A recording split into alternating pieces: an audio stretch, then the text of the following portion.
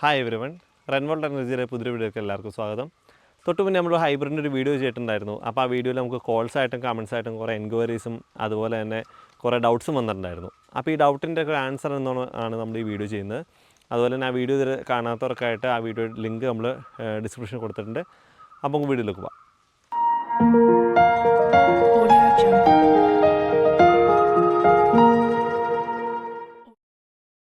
അപ്പോൾ നമുക്ക് ഇതിനകത്ത് ഏറ്റവും കൂടുതൽ വന്നിരിക്കുന്ന ഡൗട്ട് എന്താണെന്ന് വെച്ചാൽ, പലരും പണ്ട് നേരത്തെ അവരുടെ സിസ്റ്റം വീട്ടിൽ ചെയ്തപ്പോൾ ഹൈബ്രിഡ് സിസ്റ്റത്തിന് KSEBിക്ക് അപ്രൂവൽ ഉണ്ടായിരുന്നില്ല. അപ്പോൾ ഏറ്റവും കൂടുതൽ ആൾക്കാർ ചോദിച്ചത് അതായിരുന്നു. ഇപ്പോൾ നിലവിലത്തെ കണ്ടീഷനിൽ KSEBിക്ക് അപ്രൂവൽ ഹൈബ്രിഡിന് ഉണ്ടോ എന്നുള്ളതായിരുന്നു. ഇപ്പോൾ നിലവിൽ കേരളത്തിൽ ഓൺ ഗ്രിഡ് പോലെ തന്നെ ഹൈബ്രിഡിനും അപ്രൂവലുണ്ട്. നമുക്ക് MNREയുടെ PM സൂര്യകറിൻ്റെ സബ്സിഡിയോട് കൂടി നമുക്ക് ഹൈബ്രിഡ് സിസ്റ്റം നമുക്ക് കേരളത്തിൽ KSEBിക്ക് അണ്ടറിൽ KSEBി അപ്രൂവലോട് കൂടി നമുക്ക് ചെയ്യാവുന്നതാണ്. അപ്പോൾ രണ്ടാമതായിട്ട് ഏറ്റവും കൂടുതൽ നമുക്ക് എൻക്വയറി അല്ലെങ്കിൽ ഡൗട്ട് വന്നത് എന്താണെന്ന് വെച്ചാൽ, ഹൈബ്രിഡ് സിസ്റ്റത്തിലെ ബാറ്ററി സ്റ്റോറേജിൻ്റെ ടൈപ്പിലാണ്. അതായത് 2 ടൈപ്പ് ബാറ്ററി സ്റ്റോറേജ് നമുക്ക് അവൈലബിൾ ആണ്. ഒന്ന് ലെഡ് ആസിഡ് ബാറ്ററിയും അതുപോലെ തന്നെ ലിഥിയം ബാറ്ററി അവൈലബിൾ ആണ്. ലെഡ് ആസിഡ് ബാറ്ററിനെ കമ്പയർ ചെയ്യുമ്പോൾ പറയാനുള്ള അഡ്വാൻറ്റേജ് എന്താണെന്ന് വെച്ചാൽ, ഏറ്റവും കൂടുതൽ ഹൈബ്രിഡ് ആൾക്കാർ ചെയ്യാൻ മടിക്കുന്നതിൻ്റെ കാര്യം എന്താണെന്ന് വെച്ചാൽ ഇതിൻ്റെ റേറ്റാണ്. അപ്പോൾ ലെഡ് ആസിഡ് ബാറ്ററി യൂസ് ചെയ്യാൻ നമുക്ക് ഒരു പരിധി വരെ നമുക്ക് റേറ്റ് കുറയ്ക്കാവുന്നതാണ്. അതേസമയം ലെഡ് ആസിഡ് ബാറ്ററീസിന് കുറേ ഡിസഡ്വാൻറ്റേജസും ഉണ്ട്. അതായത് നമുക്ക് ഇതിൻ്റെ വാറൻറ്റി നമുക്ക് മാക്സിമം കിട്ടുന്ന 5 കൊല്ലമാണ്. അതുപോലെ തന്നെ ഇതിൻ്റെ ലൈഫ് സൈക്കിൾ പെട്ടെന്ന് നമുക്ക് അറ്റൻഡ് ആവുകയും ചെയ്യും. അതുപോലെ തന്നെ ഹെവി സർജ് ലോഡുകൾ കണക്ട് ചെയ്യുമ്പോൾ സർജ് വിസ്റ്റാൻഡ് ചെയ്യാനുള്ള കപ്പാസിറ്റി ലെഡ് ആസിഡിന് കുറവായിരിക്കും. അതുപോലെ നമുക്കിതിൻ്റെ മെയിൻ്റനൻസ്, രണ്ടാമതായിട്ട് ഏറ്റവും കൂടുതൽ തന്നെ മെയിൻ്റനൻസ് ആണ്. മെയിൻ്റനൻസിൻ്റെ വാട്ടർ ലെവൽ കാര്യങ്ങളെല്ലാം പ്രോപ്പറായിട്ട് മെയിൻറ്റെയിൻ ചെയ്തില്ല അതിൻ്റെ ബാക്കപ്പ് കുറയുകയും ചെയ്യും. അതിൻ്റെ വാറൻറ്റിക്കും പ്രശ്നം വരും. അപ്പോൾ അതുപോലെ തന്നെ ബാറ്ററി മാനേജ്മെൻറ്റിൽ നമുക്ക് ഏറ്റവും കൂടുതൽ ഇഷ്യൂസ് വരുന്നത് ലെഡ് ആസിഡ് ബാറ്ററിയിലാണ്. അപ്പോൾ രണ്ടാമത്തെ ഓപ്ഷൻ ലിഥിയം ബാറ്ററീസിൻ്റെ അഡ്വാൻറ്റേജ് എന്താണെന്ന് വെച്ചാൽ, നമുക്ക് മെയിൻ്റനൻസ് ഫ്രീ ആണ്. അതുപോലെ തന്നെ നമുക്ക് സർജ് കപ്പാസിറ്റി ലെഡ് ആസിഡിനെ കമ്പയർ ചെയ്യുമ്പോൾ ലിഥിയം ബാറ്ററീസിന് കൂടുതലായിരിക്കും. ഇപ്പോൾ ACയോ അല്ലെങ്കിൽ പ്രഷർ പമ്പോ വാട്ടർ മോട്ടറോ കാര്യങ്ങളുടെ സർജ് ലോഡ് വന്നാലും സർജ് കപ്പാസിറ്റി ലിഥിയം ബാറ്ററീസിന് കൂടുതലായിരിക്കും.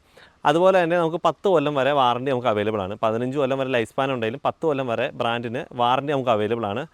ആകെ ഉള്ളൊരു ഡിസഡ്വാൻറ്റേജ് എന്താണെന്ന് വെച്ചാൽ, കോസ്റ്റ് കൂടുതലായിരിക്കും. ലെഡ് ആസിഡിനെ കമ്പയർ ചെയ്യുമ്പോൾ ലിഥിയം ബാറ്ററിക്ക് കോസ്റ്റ് കൂടുതലാണെന്നുള്ളത് മാത്രമാണ്. പിന്നീട് നമുക്ക് ഏറ്റവും കൂടുതൽ വന്ന കമൻസ് അല്ലെങ്കിൽ ഏറ്റവും കൂടുതൽ കോൾസ് വന്നപ്പോൾ എല്ലാവരും ചോദിച്ചത് ഇതിൻ്റെ റേറ്റിനെ കുറിച്ചാണ്. കാരണം നമ്മൾ കഴിഞ്ഞ വീഡിയോയിൽ നമുക്ക് ഇതിൻ്റെ റേറ്റിനെ കുറിച്ച് നമ്മളൊന്നും പറഞ്ഞിട്ടുണ്ടായിരുന്നില്ല. അപ്പോൾ നമ്മൾ ഇന്നിവിടെ പറയാൻ പോകുന്ന റേറ്റ് ഏറ്റവും ബേസിക് സിസ്റ്റം, നമുക്ക് ഇന്നിവിടെ ചെയ്യാൻ പറ്റുന്ന ഏറ്റവും ബേസിക് സിസ്റ്റത്തിൻ്റെ റേറ്റാണ്.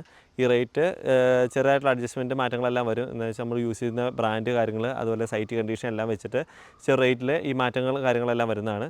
അപ്പോൾ റേറ്റ് എത്രയാണെന്ന് നമുക്ക് നോക്കാം. അപ്പോൾ നമ്മുടെ ഹൈബ്രിഡ് സിസ്റ്റം നമുക്ക് സ്റ്റാർട്ട് ചെയ്യുന്നത് 3 കിലോവാട്ടിലാണ്. അപ്പോൾ 3 കിലോവാട്ട് നമുക്ക് 2 രീതിക്ക് ചെയ്യാം. 24 വോൾട്ട് ബാറ്ററിയിലും 48 വോൾട്ടിൻ്റെ ബാറ്ററിയിലും ചെയ്യാം. അപ്പോൾ അത് നമുക്ക് 24 വോൾട്ട് ബാറ്ററി കേസ് നോക്കാം. 24 വോൾട്ട് ബാറ്ററി നമ്മൾ ലെഡ് ആസിഡ് ബാറ്ററി വെച്ചിട്ടാണ് നമുക്ക് ചെയ്യുന്നതെങ്കിൽ നമ്മൾ 2 ബാറ്ററീസാണ് യൂസ് ചെയ്യുന്നത്. 150 എച്ചിൻ്റെ അല്ലെങ്കിൽ 200 എച്ചിൻ്റെ 2 ബാറ്ററീസാണ് നമ്മൾ യൂസ് ചെയ്യുന്നത്. അപ്പോൾ ഇതിൻ്റെ റേറ്റ് വരുമ്പോൾ 2,50,000 പ്ലസ് സബ്സിഡി എന്ന രീതിക്കാണ് വരുന്നത്. അതുപോലെ തന്നെ 24 വോൾട്ടിൻ്റെ ലിഥിയം ബാറ്ററി വെച്ചിട്ടാണ് ഈ 2,80,000 പ്ലസ് സബ്സിഡി എന്ന രീതിക്കാണ് വരുന്നത്. ഇനി 48 വോൾട്ടിൻ്റെ കേസ് നോക്കുവാണെങ്കിൽ 48 വോൾട്ട് നമ്മൾ ലെഡ് ആസിഡ് ബാറ്ററി വെച്ചിട്ട് ചെയ്യുമ്പോൾ 4 ബാറ്ററീസാണ് നമ്മൾ യൂസ് ചെയ്യുന്നത്. 150 അല്ലെങ്കിൽ 200 4 ബാറ്ററീസാണ് നമ്മൾ യൂസ് ചെയ്യുന്നത്. ഇതിൻ്റെ റേറ്റ് വരുമ്പോൾ 2,80,000 പ്ലസ് സബ്സിഡി എന്ന രീതിക്കാണ് വരുന്നത്. ഇനി 48 വോൾട്ടിൻ്റെ തന്നെ ലിഥിയം ബാറ്ററീസ് വെച്ചിട്ടാണ് നമ്മൾ ചെയ്യുന്നതെങ്കിൽ 3,40,000 പ്ലസ് സബ്സിഡി എന്ന രീതിക്കാണ് വരുന്നത്. അപ്പോൾ നമ്മളിപ്പോൾ ഈ പറഞ്ഞ 24 വോൾട്ടും 48 വോൾട്ടിൻ്റെ ഡിഫറൻസ് എവിടെയാണ് വരുന്നതെന്ന് വെച്ചാൽ, ഇതിൻ്റെ സ്റ്റോറേജിലാണ്. 24 വോൾട്ട് ബാറ്ററിയിൽ നമുക്ക് മാക്സിമം സ്റ്റോറേജ് ആയിട്ട് വരുന്നത് 2.5 യൂണിറ്റാണ്, 2.5 യൂണിറ്റാണ്. അതുപോലെ തന്നെ 48 വോൾട്ട് ബാറ്ററിയിൽ മാക്സിമം സ്റ്റോറേജ് വരുന്നത് 5 യൂണിറ്റാണ്. അപ്പോൾ നമുക്ക് എല്ലാവരും നമ്മളോട് ചോദിക്കാറുണ്ട് ഇതിൻ്റെ ബാക്കപ്പ് ടൈം എങ്ങനെയാണ് കാൽക്കുലേറ്റ് ചെയ്യുന്നത്. ഇപ്പോൾ നമുക്കൊരു ഫോർ എക്സാമ്പിളായിട്ട് നമ്മൾ എടുക്കുകയാണെങ്കിൽ 1000 വാട്ട് ലോഡ് നമുക്ക് വീട്ടിൽ കണ്ടിന്യൂസ് ഉണ്ടെങ്കിൽ നമുക്ക് ഈ 24 വോൾട്ടിൻ്റെ ബാറ്ററിയിൽ 2.5 യൂണിറ്റ് സ്റ്റോറേജ് നമുക്ക് അവൈലബിൾ ആയിട്ടുള്ളൂ.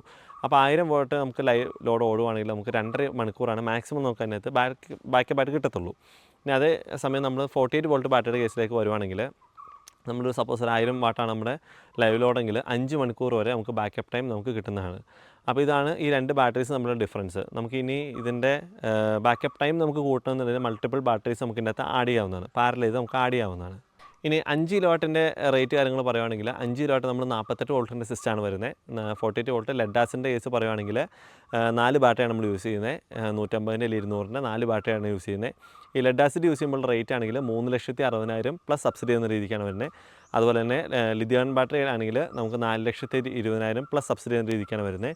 ഇതിൻ്റെ അകത്ത് 48 വോൾട്ട് സിസ്റ്റം ആയതുകൊണ്ട് നമുക്ക് 5 യൂണിറ്റ് സ്റ്റോറേജ് അവൈലബിൾ ആണ്. നമുക്കിപ്പോൾ എക്സാമ്പിളായിട്ട് 1000 വാട്ടിൻ്റെ ആണ് നമ്മൾ ലോഡ് കണ്ടിന്യൂസ് ആണ്, നമുക്ക് 5 മണിക്കൂർ വരെ ബാക്കപ്പ് ടൈമും ഇതിൻ്റെ അകത്ത് അവൈലബിൾ ആണ്. നമ്മുടെ 10 കിലോ വാട്ട് സിസ്റ്റം വരുന്നത് 3 ഫേസ് ആണ്. അതുപോലെ തന്നെ 10 കിലോ വാട്ട് സിസ്റ്റം ലെഡ് ആസിഡിൻ്റെ കേസ് പറയുവാണെങ്കിൽ 8 ബാറ്ററീസാണ് നമ്മൾ യൂസ് ചെയ്യുന്നത്.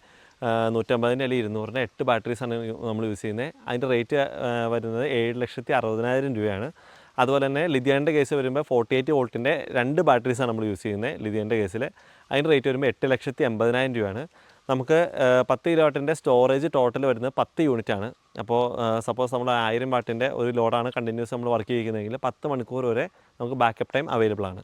പിന്നീട് നമുക്ക് ഏറ്റവും കൂടുതൽ കമൻസായിട്ടും ക്വസ്റ്റ്യനായിട്ടും ഏറ്റവും കൂടുതൽ വന്ന കാര്യം എന്താണെന്ന് വെച്ചാൽ നിലവിൽ വീട്ടിൽ ഓൺ ഗ്രിഡ് ചെയ്തിരിക്കുന്നവർക്ക് ഹൈബ്രിഡിലായിട്ട് കൺവേർട്ട് ചെയ്യാൻ പറ്റുമെന്നുള്ളതാണ്. നിലവിൽ ഓൺ ഗ്രിഡ് ചെയ്ത് നമുക്ക് കൺവേർട്ട് ചെയ്യുന്ന വേറെ പ്രശ്നങ്ങളൊന്നുമില്ല. ആകെ 2 കാര്യങ്ങളാണ് അതിൻ്റെ അകത്ത് വരുന്നത്. ഒന്ന്, നമുക്ക് ഓൺ ഗ്രിഡ് ഇൻവെർട്ടർ കംപ്ലീറ്റ്ലി മാറി നമുക്ക് ഹൈബ്രിഡ് ഇൻവെർട്ടറും ബാറ്ററിയും പുത്തനാക്കേണ്ടി വരും. അതുപോലെ തന്നെ നമുക്ക് AC/DB നമുക്ക് മാറേണ്ടി വരും. അതുപോലെ തന്നെ നമുക്ക് വീട്ടിൽ DBയിലേക്ക് ഇൻവെർട്ടറിൽ നിന്നൊരു കണക്ഷൻ AC കണക്ഷനും പുതിയതായിട്ട് ഒരെണ്ണം ചെയ്യേണ്ടി വരും. ഇനി ഇതിൻ്റെ റേറ്റ് നമുക്ക് എങ്ങനെയാണെന്ന് നോക്കാം. 3 കിലോ വാട്ട് നിലവിൽ ഓൺ ഗ്രിഡിനെ ഹൈബ്രിഡായിട്ട് കൺവേർട്ട് ചെയ്യാണ്ട് 1,80,000 രൂപയാണ് നമുക്ക് എക്സ്ട്രാ കോസ്റ്റ് വരുന്നത്. അതുപോലെ തന്നെ 5 കിലോ വാട്ട് ഓൺ ഗ്രിഡിൽ നിന്ന് ഹൈബ്രിഡിലേക്ക് കൺവേർട്ട് ചെയ്യാനായിട്ട് 2,80,000 രൂപയാണ് എക്സ്ട്രാ കോസ്റ്റ് ആയിട്ട് നമുക്ക് വരുന്നത്. അപ്പോൾ ഈ എമൗണ്ട് നമുക്ക് സബ്സിഡി കാര്യങ്ങളൊന്നും ഇതിൻ്റെ അകത്ത് കിട്ടത്തില്ല. നമുക്ക് ഈ എമൗണ്ട് തന്നെ നമുക്ക് ഇന്നലെ കൺവേർട്ട് ചെയ്യാവുന്നതാണ്. പിന്നെ ഹൈബ്രിഡ് ചെയ്യുമ്പോൾ ഉള്ള ഒരു അഡ്വാൻറ്റേജ് എന്താണെന്ന് വെച്ചാൽ, ഇപ്പോൾ നമുക്ക് പകൽ സമയത്തൊക്കെ ഏറ്റവും കൂടുതൽ വീട്ടിൽ ലോഡുള്ളവർക്കാണെങ്കിൽ ഈ ഹൈബ്രിഡ് ഇൻവെർട്ടറിനെ 50% വരെ നമുക്ക് പാനലിനെ ഓവർലോഡ് ചെയ്യാം. സപ്പോസ് ഒരു 5 കിലോ വാട്ടിൻ്റെ നമ്മൾ ഇൻവെർട്ടറാണ് 7.5 കിലോ വാട്ട് വരെ നമുക്ക് പാനലിനെ ഓവർലോഡ് ചെയ്യാൻ പറ്റും. അപ്പോൾ പകൽ സമയത്ത് വീട്ടിൽ ലോഡ് കൂടുതലുള്ളവരോ അങ്ങനെ ഉള്ളവർക്ക് അത് ഏറ്റവും കൂടുതൽ ഉപകാരപ്പെടും, അഡ്വാൻറ്റേജ് ആയിരിക്കും. പിന്നീട് ഏറ്റവും കൂടുതൽ നമുക്ക് വന്ന ക്വസ്റ്റ്യൻ, നമുക്ക് ഹൈബ്രിഡ് സിസ്റ്റത്തിന് ഓൺ ഗ്രിഡിലെ പോലെ തന്നെ ബാങ്ക് ലോൺ അവൈലബിൾ ആണോ എന്നുള്ളതാണ്. നമുക്ക് PM സൂര്യകറിൻ്റെ സ്കീമിൽ തന്നെ ജനസമൃദ്ധ പോർട്ടൽ വഴി നമുക്ക് ഹൈബ്രിഡിനും സെയിം ഇൻട്രസ്റ്റ് റേറ്റ് തന്നെ നമുക്ക് ബാങ്ക് ലോൺസ് എല്ലാം അവൈലബിൾ ആണ്. നമുക്ക് ഓൺ ഗ്രിഡിന് തന്നെ അതേ ഇൻട്രസ്റ്റ് റേറ്റ് തന്നെ ഹൈബ്രിഡ് സിസ്റ്റത്തിനും ബാങ്ക് ലോൺസ് അവൈലബിൾ ആണ്. അതിൻ്റെ അകത്ത് ലിമിറ്റ് ഉണ്ട്, നമുക്ക് കിട്ടുന്ന എമൗണ്ടിന് കാര്യങ്ങൾക്കെല്ലാം ഓൺ ഗ്രിഡിലെ പോലെ തന്നെ ഹൈബ്രിഡിന് ലിമിറ്റ് ഉണ്ടെന്ന് മാത്രം. ഓൺ ഗ്രിഡിനെ കമ്പയർ ചെയ്യുമ്പോൾ നമ്മുടെ ഹൈബ്രിഡിനുള്ള അഡ്വാൻറ്റേജ് എന്താണെന്ന് വെച്ചാൽ, നമുക്കിപ്പോൾ വീട്ടിൽ കറണ്ട് കണക്ഷൻ അല്ലെങ്കിൽ KCBയുടെ സപ്ലൈ 1 2 3 അല്ലെങ്കിൽ ഒരാഴ്ച ഇല്ലെങ്കിൽ പോലും നമുക്ക് സെൽഫ് സഫിഷ്യൻ്റ് ആയിട്ടിരിക്കാവുന്നതാണ്. അതായത് നമുക്ക് ഓൺ ഗ്രിഡിലാകുമ്പോൾ എപ്പോൾ KCBയുടെ സപ്ലൈ ഫെയിലായാലും നമ്മുടെ ഇൻവേർട്ടർ 60 മില്ലി സെക്കൻഡ്സിനുള്ളിൽ ഫെയിലായി പോകുന്നതാണ് റൂള്.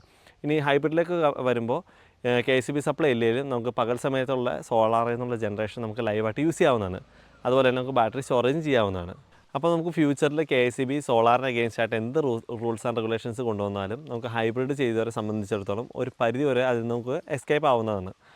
അപ്പോൾ കഴിഞ്ഞ വീഡിയോയിൽ നിങ്ങളെല്ലാവരും ചോദിച്ച കമൻസിന് അല്ലെങ്കിൽ ക്വസ്റ്റ്യൻസിനെല്ലാം ഏകദേശം എല്ലാം ആൻസർ തന്നു എന്നാണ് എൻ്റെ ഒരു വിശ്വാസം.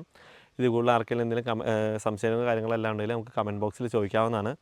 അതുപോലെ ഞങ്ങളുടെ സ്ഥലം വരുന്ന ഓഫീസ് വരുന്ന എറണാകുളം ഡിസ്ട്രിക്റ്റിലാണ്. പക്ഷേ നമുക്ക് ഓൾ കേരള സർവീസ് ഉണ്ട്. ഹൈബ്രിഡിനാണെങ്കിലും ഓൺ ഗ്രിഡിനാണെങ്കിലും ഞങ്ങൾക്ക് ഓൾ കേരള സർവീസ് ഉണ്ട്. അപ്പോൾ കൂടുതലായിട്ടുള്ള എന്തെങ്കിലും എൻക്വയറി കാര്യങ്ങളോ അല്ലെങ്കിൽ സംശയം കാര്യങ്ങളോ ഉണ്ടെങ്കിൽ ഞങ്ങളെല്ലാവരും നമ്പറെല്ലാം ഞങ്ങൾ കമൻറ്റ് ബോക്സിൽ കൊടുത്തേക്കാവുന്നതാണ്. അപ്പോൾ ഈ വീഡിയോ എല്ലാവർക്കും ഇൻഫോർമേറ്റീവ് ആണെന്ന് വിശ്വസിക്കുന്നു. മറ്റൊരു വീഡിയോ ആയിട്ട് പുതിയൊരു വീഡിയോ ആയിട്ട് കാണുന്നവരെ എല്ലാവർക്കും ബൈ. Thank you.